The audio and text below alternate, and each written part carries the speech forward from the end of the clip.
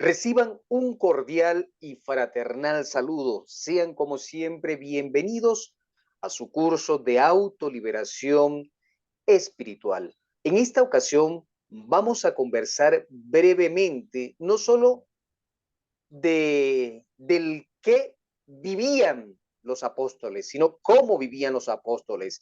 Sin duda alguna, para nadie, absolutamente para nadie, es un secreto que los apóstoles de nuestro Señor Jesucristo, luego de la ascensión del mismo, pues fueron a cumplir con ese extraordinario mandamiento que dejó el Rey de Reyes y Señor de todos los señores, el cual palabras más, palabras menos, en esencia, pues le pedía a sus apóstoles, a sus discípulos que precisamente fueran por las naciones entregando el evangelio de salvación. Sin embargo, como es natural, apenas natural, nosotros entendemos que salir a hacer una misión, que ir a llevar las buenas nuevas, siempre va a implicar eh, gastos, o mejor dicho, costos de manutención, costos que tienen, que van directamente relacionados precisamente con el tema del transporte, con el tema de la estadía, eso, la manutención, alimentos, etcétera, etcétera, etcétera. Entonces nosotros nos preguntamos, ¿será que los antiguos apóstoles, para ellos poder costear, valga la redundancia, precisamente su misión, ellos dependían de manera exclusiva de los diezmos, de las ofrendas, de la siembra y todas esas cosas que hoy por hoy prácticamente, perdonen que lo diga con esta palabra y ruego que me perdonen, pero todas esas cosas que prácticamente te quitan a sí mismo, te arrebatan gracias a una buena verborrea, hoy por hoy, pues los disque, utilizo este término bien popular, apóstoles modernos de nuestro Señor Jesucristo. Bien, veamos de qué vivían los auténticos y verdaderos apóstoles de nuestro Señor Jesucristo. Vamos a iniciar a conversar muy brevemente del apóstol Bartolomé. Según el Evangelio de San Juan, conocido como Natanael, perdón, e incluso a él le tenían el apodo de el rebelde, porque realmente fue un apóstol rebelde desde sus inicios, pues incrédulo, lleno de prejuicio, etcétera, etcétera, un hombre muy rebelde. Muchos creen que él pudo ejercer su misión en la India, Arabia, Etiopía, Egipto, Armenia, es decir, un verdadero trotamundos, Natanael, o mejor conocido como el apóstol San Bartolomé. Naturalmente, realizar este viaje, realizar esta misión evangelizadora, pues demandaba costos, gastos propios de todo ser humano. Pero fíjense que un número de estudiosos cree que San Bartolomé fue el único profeta, el único discípulo, el único apóstol, corrijo, el único apóstol que provino de sangre real, es decir, fue hijo de una familia noble. En consecuencia, a ser de sangre real, de sangre noble, pues tenía recursos económicos, recursos financieros, con los cuales poder autofinanciar su misión evangelizadora. Si nosotros observamos al apóstol Santiago, pero estamos hablando de Santiago el Mayor, a quien nuestro Señor Jesucristo bautizó, al igual que a su hermano San Juan, como Boanerges, es decir, los hijos del rayo, del trueno, porque de acuerdo a las escrituras lo describía tanto al apóstol Santiago como al apóstol Juan como hombres fuertes, un poco irascibles, es decir, que tenían un carácter un poco belicoso. Sin embargo, más allá, entre comillas, de su personalidad o quizás de sus defectos como seres humanos, fueron extraordinariamente fieles a su misión, extraordinariamente fieles al Rey de Reyes y Señor de todos los señores. Se le conoció como un pescador que vivió en Betsaida, al apóstol Santiago el Mayor, Capernaum y Jerusalén. De acuerdo a la tradición y a muchos escritos, se habla de que predicó en Jerusalén, que predicó en Judea. Ahora bien, los padres, es decir, Zebedeo y Salomé, que eran los padres de Santiago el Mayor y del apóstol amado, es decir, San Juan, vivían en la ciudad de Betsaida, junto al mar de Galilea, donde tenían una pequeña empresa de pesca.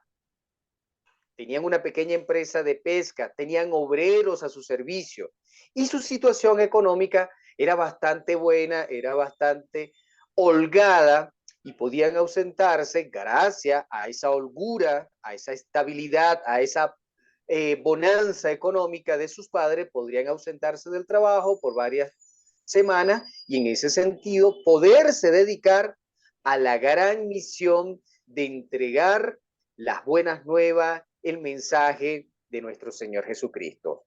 San Juan, hermano precisamente de Santiago el Mayor, de acuerdo a muchos historiadores, fue un hombre de acción, entre comillas, se le consideraba también un ser bastante ambicioso, con un temperamento bastante explosivo, similar al de San Pedro, pero a su vez muy fiel a nuestro Señor Jesucristo, a pesar que dentro de su carácter también se le consideraba a San Juan como un hombre un poco intolerante, rasgos que con el tiempo, sin duda alguna, fue eliminando de su propia personalidad. Su segundo nombre fue Boanerges, es decir, aquel que le otorgó nuestro Señor Jesucristo precisamente por su carácter irascible, por su temperamento explosivo, ¿ves? Lo cual significa el hijo del trueno.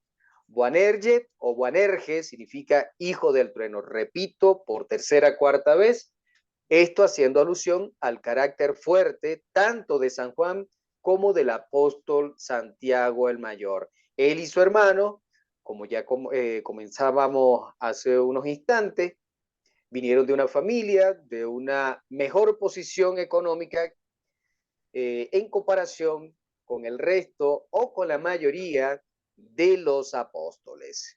Si hablamos de San Mateo, quien residió en Cafarnaún, ciudad de una gran importancia comercial, todos nosotros sabemos que ejercía como recaudador de impuestos para Herodes Antipa y en consecuencia también tenía o tuvo una buena posición económica, la cual no dudó en dejar en un momento determinado cuando recibió el llamado del Señor para convertirse en uno de los 12. De acuerdo a la tradición, el apóstol San Mateo fue evangelizador en Judea, misionero también en Etiopía, en Persia, que viajó por muchos años por Antioquía, o Antioquia, como le llaman algunos. Si observamos a Simón Pedro, todos nosotros sabemos que Simón Pedro, ese al cual el rey de reyes y señor de todos los señores le entregó las llaves del reino, fue un pescador del mar de Galilea, que abandonó su casa en Cafarnaúm, de acuerdo a las escrituras, para unirse a los discípulos de nuestro Señor Jesucristo cuando él estaba comenzando su ministerio. Pedro predicó a los judíos que estaban, esa diáspora que estaba dispersa en Ponto, Bitinia, Capadocia, Antioquía, Babilonia, etcétera. Se dice que incluso él al final predicó en Roma, pero realmente las actas de los apóstoles nada dicen de ese viaje de Pedro a Roma. Nada dice al respecto. En fin, si nosotros analizamos también la vida de Pedro, fíjate, por ejemplo, me pongo como ejemplo, hoy por hoy yo no tengo una lancha o un barco pesquero, no lo tengo. Y muchos de nosotros no los tenemos porque a lo mejor no es nuestro oficio, no es nuestra profesión, o que simplemente no tenemos los recursos para comprar el mismo. Y si ustedes observan, pues hace más de 2000 años atrás, y ahorita es un poco difícil acceder a un barco de pesca, pues yo creo que 2000 años atrás estaban en una posición similar. Y tener un barco de pesca, pues denotaba de una u otra manera, ¿verdad? La posesión de ciertos recursos económicos. a menos que haya sido un simple obrero de la pesca.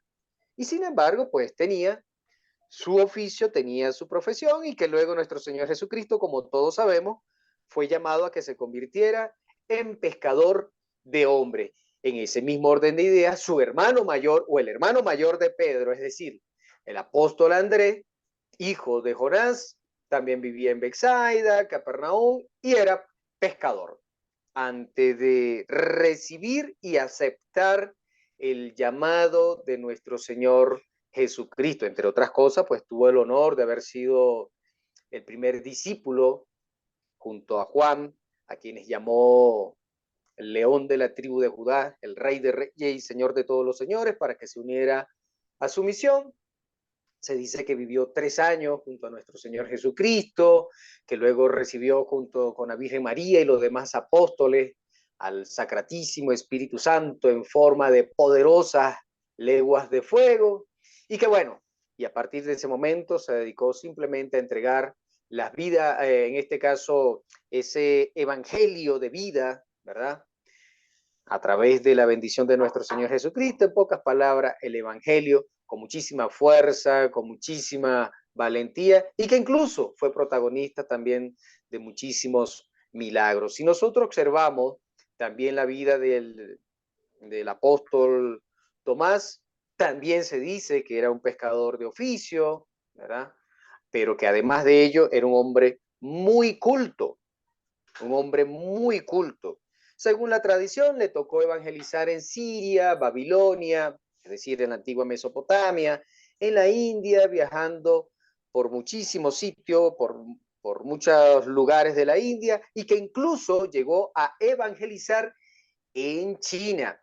Y fíjate que cuando a nosotros nos dicen, para poner ahorita como ejemplo al apóstol Tomás, que era un hombre muy culto, démonos cuenta que todavía en muchísimos países de habla hispana, en muchos países de Latinoamérica, incluso en Europa, por asombroso que nos parezca, hay eh, un índice de analfabetismo, perdón, que puede resultar un poco alarmante, aunque existe muchísima forma de analfabetismo, pues.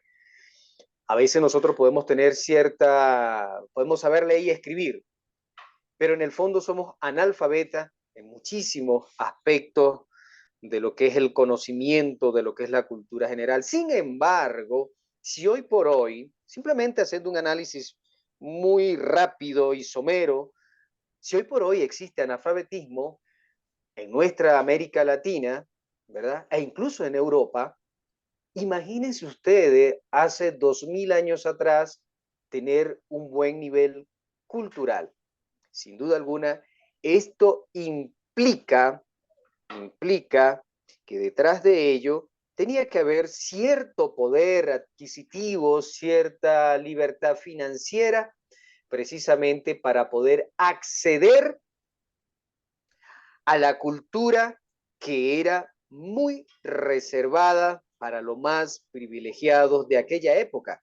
Y sin ir 2000 años atrás, si nosotros nos vamos incluso a la época de la conquista, pues ahí podemos también observar, claro, eran culturas diferentes, van a decir, pero aquel proceso fue un proceso largo de alfabetización y que igualmente estuvo reservado en nuestra América Latina en un principio, pues para los hombres y mujeres descendientes de los conquistadores. Esto es solamente para que nosotros nos vayamos dando una idea del ambiente en el cual se desenvolvieron los primeros apóstoles. Ahora bien, si hablemos del apóstol San Felipe, ¿verdad? Él fue originario de Bethsaida, en Galilea, también de profesión pescador, junto con Andrés. Se le conoce que son los únicos que poseen un nombre griego. Se habla que dentro del carácter de Felipe era un hombre ingenuo, tímido, pero eso sí, muy juicioso y que a su vez realizó su misión, cumplió con ese mandato del Rey de Reyes en Frigia, perdón, que es la actual Turquía, en los lugares que hoy se conocen bajo el nombre de Moldavia, Ucrania, Hungría, en el este de Rusia, etcétera, etcétera. Pero también fue un hombre que tuvo su oficio, que tuvo su profesión antes de entregarse al, a la misión evangelizadora y que sin duda alguna durante su misión pues también tuvo que ingeniársela para poder, digamos, auspiciar, para poder subsidiar, mejor dijéramos, la misma. Si hablamos de Santiago el Menor, el cual fue conocido como el primer obispo de Jerusalén, también era conocido como el hermano del Señor, pues fue un hombre que continuó observando de manera muy estricta la ley mosaica, es decir, la ley de Moisés, se le conocía como recabita, nunca se afeitaba, además guardó unos extraordinarios y estrictos votos, digamos, de humildad. Ese es el término que voy a utilizar, de humildad, porque iba descalzo y era un hombre que se postraba 2 veces al día en el templo de los judíos, ¿verdad? Fíjate que precisamente por eso le llamaban Oblía, es decir, Santiago el Justo, un hombre que a pesar, repito, de haber ejercido el primer obispado de Jerusalén, pues conservó una humildad extraordinaria en su servicio al Rey de Reyes y Señor de todos los señores. Y si nosotros observamos incluso la vida del apóstol Pablo, que no estuvo con nuestro Señor Jesucristo, pero también es interesante. Fíjate que la mayoría de los apóstoles y otros discípulos que han ejercido pues un papel fundamental en lo que es la obra evangelizadora, lo normal es que ellos se mantenían a ellos mismos, se mantenían por su propio peculio, se mantenían gracias a la bendición del Altísimo, por supuesto, pero también gracias a sus propios trabajos, a su propio esfuerzo, a su propia convicción. Por ningún lado nosotros vemos escrito de que los apóstoles los primeros apóstoles fueron pedigüeños profesionales. No, por ninguna parte eso aparece escrito. De que eran pedigüeños profesionales, de que eran manipuladores profesionales, bien entrenados para voy a utilizar un término fuerte, ninguno de ellos fueron terroristas espirituales dedicados a asustar, a sembrar el terror, el pánico, el miedo en la gente para luego asaltar los bolsillos de los más ingenuos. No, por ningún lado. Fueron hombres trabajadores en la obra del Señor, pero que también se dedicaron, se las ingeniaban para poder sostenerse a ellos mismos y también a sus familias, y también a su familia. Por ejemplo, el apóstol Pablo tejía tiendas de campaña para sostenerse. Asimismo, el apóstol Pablo. Y si nosotros nos vamos al libro de Hechos, capítulo 18, versículo 3, dice, y como era del mismo oficio, se quedó con ellos y trabajaban juntos, pues el oficio de ellos era hacer tienda. El apóstol Pablo fue el más culto de todos los apóstoles, el que tenía mayor preparación, digamos, intelectual. Y sin embargo, también tenía oficio, ¿verdad? También dominaba ciertas artes que le ayudaban a ganarse el sustento de cada día allí donde quiera que iba a entregar la palabra del Señor. San Pablo, pues obviamente no fue uno de los 12 y sin embargo contribuyó más a establecer el cristianismo que cualquier otro apóstol. Por eso que en repetidas enseñanzas que hemos entregado, hemos hablado de que precisamente el apóstol Pablo es el apóstol de todos los apóstoles. Maravilloso, extraordinario el trabajo, la obra que en su momento desarrolló el bendito y excelentísimo apóstol Pablo. Y repito, fue el único hombre de letras, realmente de letras, que hubo entre los apóstoles. Pero, como les decía ahorita, también tenía un oficio con el cual se ganó la vida. de manera honrada, de manera honesta, sin recurrir, sin necesidad de recurrir a ciertas artimañas que lo que hacen es sembrar el pánico, sembrar el miedo, sembrar, lo repito por tercera vez, el terror entre las almas ingenuas para luego, como dicen en mi pueblo, desplumar los recursos y el dinero de la misma.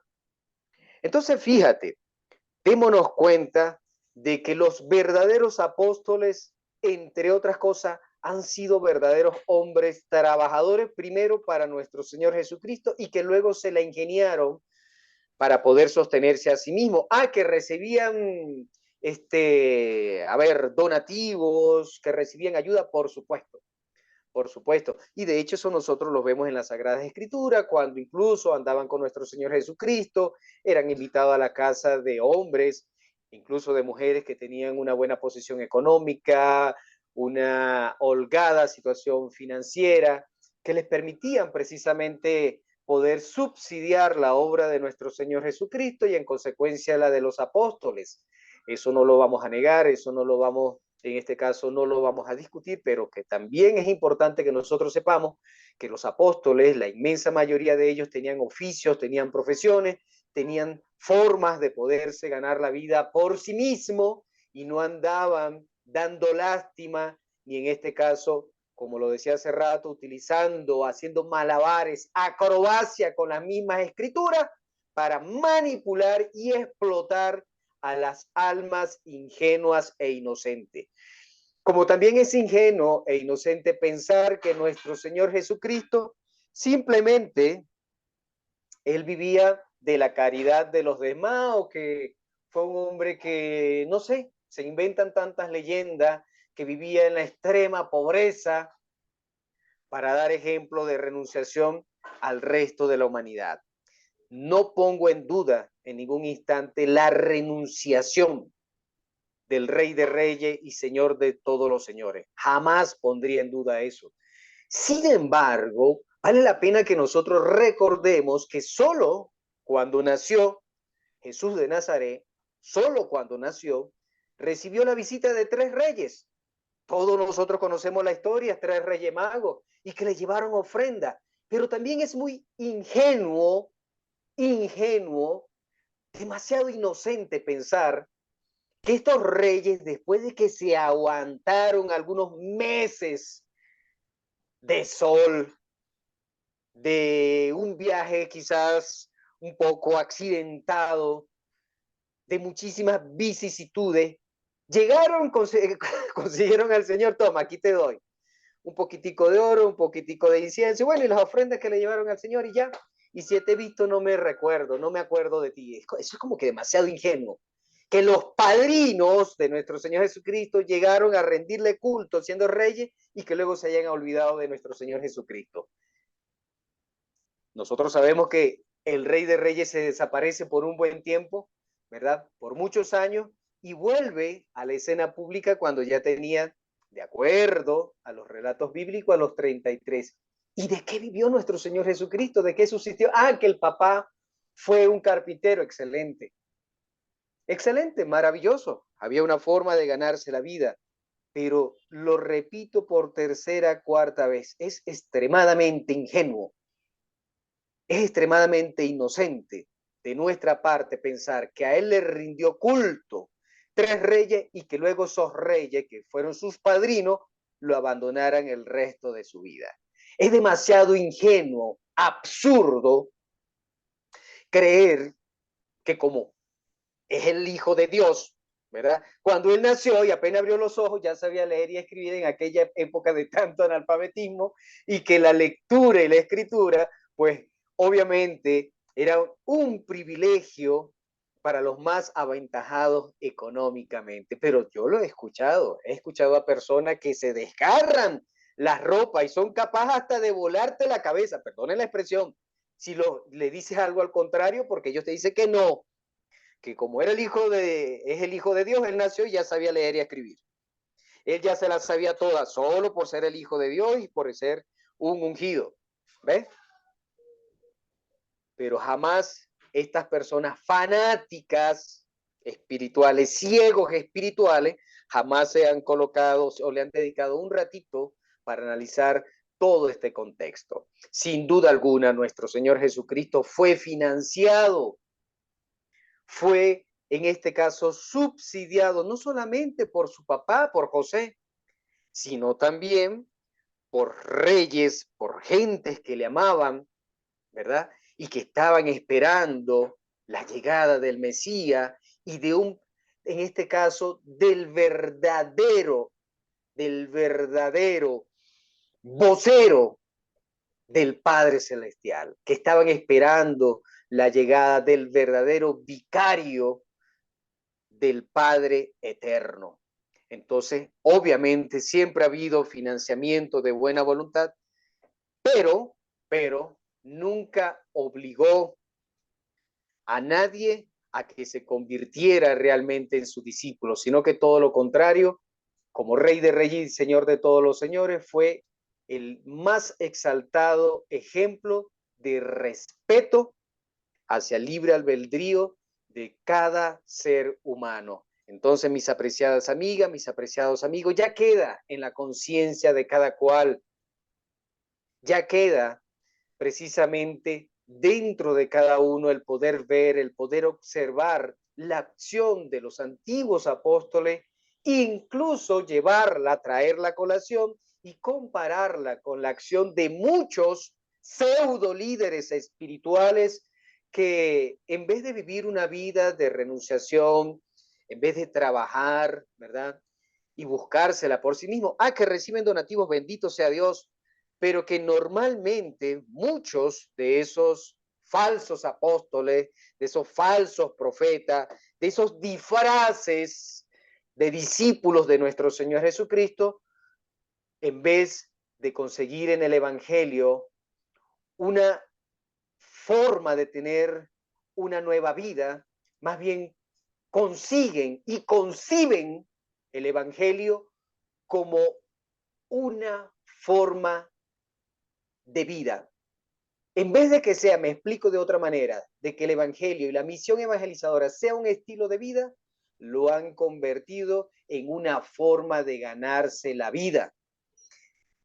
Y no de una manera sencilla, sino que muchas veces para ganarse la vida en medio del lujo, de la ostentación, de la riqueza, aspectos muy alejados, muy pero muy alejados de lo que es el ejemplo de humildad, de renunciación que dejaron los primeros apóstoles y que incluso dejó el Rey de Reyes y Señor de todos los señores. Repito, ya eso queda en la conciencia de cada cual y que por supuesto nosotros como seres humanos, como individuos, como seres pensantes, como seres que tenemos nuestra propia, entre comillas, autonomía intelectual y espiritual, pues debemos tomar en cuenta para también identificar a los apóstatas, es decir, a los falsos profetas, a los falsos pastores, a los falsos representantes de nuestro Señor y Rey. Apreciadas amigas, apreciados amigos, como siempre agradezco infinitamente por tu atención. Si te gustan nuestras enseñanzas, agradecemos que te suscribas a nuestro canal, que apoye nuestra misión compartiendo nuestras enseñanzas y que por supuesto que te mantengas allí acompañándonos en esta humilde misión. Agradecemos a todos nuestros suscriptores, que por cierto, lo iba a decir al principio, pero lo olvidé. Gracias al Padre Celestial, poquitos pero benditos, porque ya llegamos a los 400 suscriptores. Muchísimas, pero muchísimas gracias por su apoyo. Como siempre me despido de todos ustedes, implorando, rogando, suplicando al Padre Celestial que te bendiga a ti y a toda tu familia. Infinitas gracias.